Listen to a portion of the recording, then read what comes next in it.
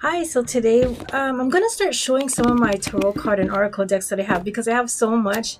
And I know what it's like when you go to a store and you want to buy tarot oracle cards and you're not able to see all the cards in the box and you're not sure if it's the one for you. So I'm just going to do like, I guess, box reveals, but I had them for a while. And just so you can see a little bit of what's inside. So as I do this and I show it to you, I'm going to also maybe tell you a little bit of why I like it, why I don't like it, and maybe some other stuff will come out as well. So this is the one that I'm going to do first. I had so many choices and I didn't know which one to start with. So I just grabbed the one nearest to me, which is the Starseed Oracle Deck right here. So as I flip it, I'll just talk about it for a little bit. So when I bought these cards, I thought, oh, the artwork is really nice. And I just really wanted it for the art. I thought it was beautiful. To be honest, when I started doing readings with it at first and I looked at it, I was like, oh my God, I don't know if I can read these. The reason why is the art is beautiful, but everything to me doesn't look like it has motion. It's very still. So when something is very still like that, I kind of worry because there's not enough passion and emotion involved in it.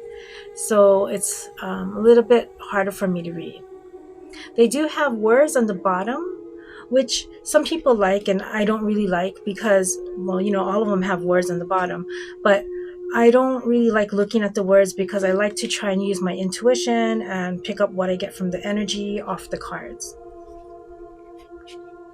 But what's funny is I thought it was going to be hard, but there was this day when I forgot my other tarot cards and I couldn't find them, and I just grabbed these and actually I used them and I really enjoyed it.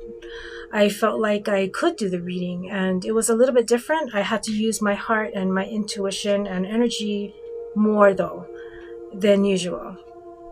But it did come out very accurate from the energy that was giving off from the cards. And what's interesting is also the words that they use in the messages did kind of match it as well, which was nice. So I know that her intention was good when she made it. And I also like this artwork created by Danielle Noel as well. She made a lot of different other cards before that I really like the pictures of. So I don't know if I'd recommend this to a beginner to just use to tap in with energy. If they want to read it, maybe it's okay, but to tap in with energy, it might be a little bit harder, but that's just my opinion. I could be wrong.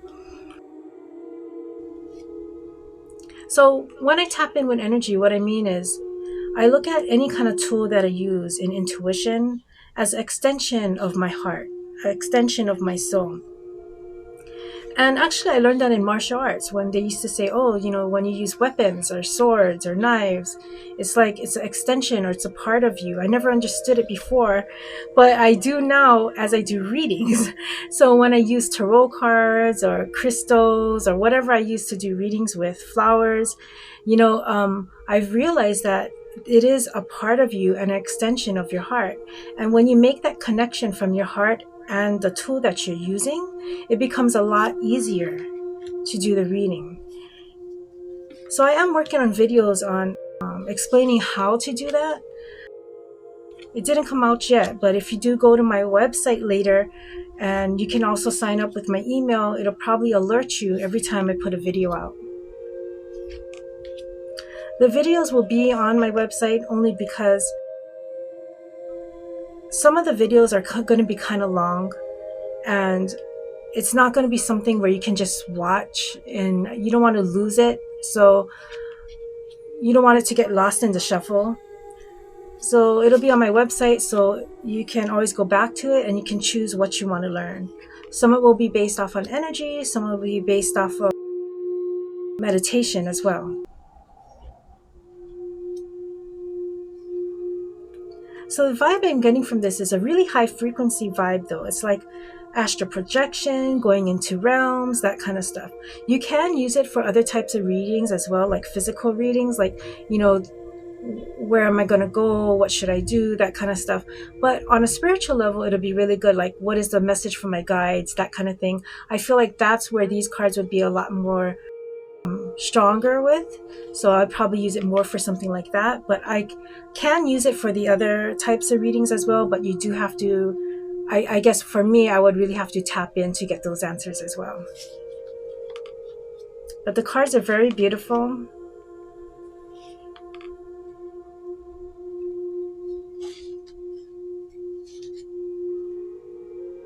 And very high frequency. And even if you're not going to do a reading and you just want to get a message and you pull a card and you want to look it up, it seems like it's really nice spiritual reminders. So it's really good if you're going to use it that way as well. So yeah, this is it. This is the Starseed Oracle. And this is the cover. So I'm going to get into more other things later, share with you a little bit more. I guess there is one way you can connect,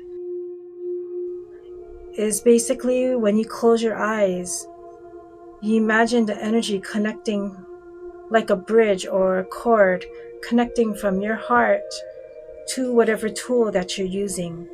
And at the same time, your third eye projecting and connecting to the tool that you're using. And then when you do that, you kind of use those chords that you're tapping into the card with as your feelers. So it's almost like they become your feelers and they're feeling the energy on the card, and your heart is more like the translator. So it's like taking all this energy from the chords with your third eye and your heart chakra, and then it's feeling inside of your heart. What does it feel like? What's going on? What's happening? It's like almost like reading Braille or translating something or understanding something. And once you're able to pick up and translate that energy, then you know what the answer is. Like when you're going to go somewhere, what you're going to do, what choice is best, because you'll be sensitive to that frequency or that vibration. So a way to be sensitive to that vibration is you just got to practice and experience. So for example, like some people, what they do is they get playing cards and they're like, what does the clubs feel like? So they put all the clubs together in one deck and then they hold it and they're like, okay, this is what the clubs feel like. And they just hold it and they feel it. And, it'll be different for everybody, their own psychic dictionary in a way. And then they'll do the same thing. What does the heart suits feel like? And they kind of put that in. So what you're doing is you're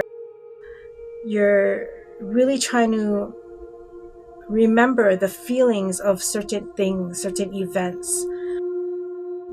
And so when you're tapping into the card and the question, you're like feeling in here like, okay, I feel this weird energy here. What is it? So you ask yourself, what is this weird energy?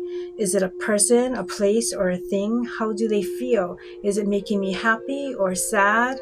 Is it irritation? What kind of irritation? And you can just go from layers to layers and link it until you get your specifics on what it is. This is how you get more sensitive to the different energies. However, like I'm going to always remind you that, yeah, you can always do readings. You can always be sensitive to energies.